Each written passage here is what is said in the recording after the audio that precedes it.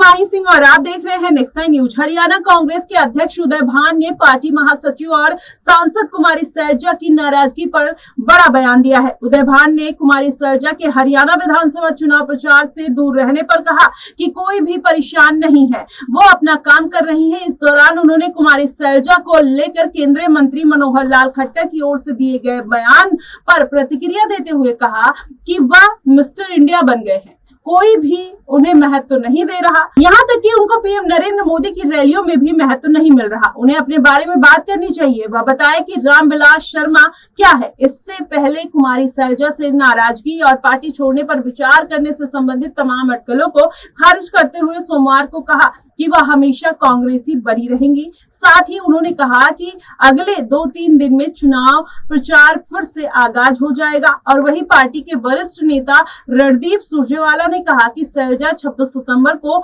नरवाना में चुनावी सभा को संबोधित करेंगी। इस बीच केंद्रीय गृह मंत्री और बीजेपी के वरिष्ठ नेता अमित शाह ने सैलजा के मामले को लेकर कांग्रेस पर तीखा हमला करते हुए कहा कि दलित विरोधी पार्टी करार दिया और कहा कि उनसे सैलजा कुमारी और अशोक तंवर जैसे दलित नेताओं का अपमान किया है। अखिल भारतीय कांग्रेस कमेटी का महासचिव 61 साल की सैलजा कुमारी का एक प्रमुख दलित चेहरा रह चुकी हैं। वह करीब 2 सप्ताह के अंतराल के बाद चुनाव प्रचार में उतरेंगी। वहीं हरियाणा विधानसभा के लिए 5 अक्टूबर को मतदान होगा। ऐसे में सत्तारूढ़ बीजेपी कांग्रेस की प्रमुख दलित नेता के तौर पर चुनाव प्रचार से दूर रहने को लेकर कांग्रेस पर लगातार निशाना साध रही है। हाल ही में केंद्रीय मंत्री और वरिष्ठ नेता राम मनोहर खट्टर ने सैलजा को अपनी पार्टी में शामिल होने के लिए आमंत्रित किया। हरियाणा के पूर्व मुख्यमंत्री खट्टर ने विधानसभा चुनाव से पहले कांग्रेस की राज्य इकाई में कथित अंदरूनी कलह की ओर से इशारा किया था।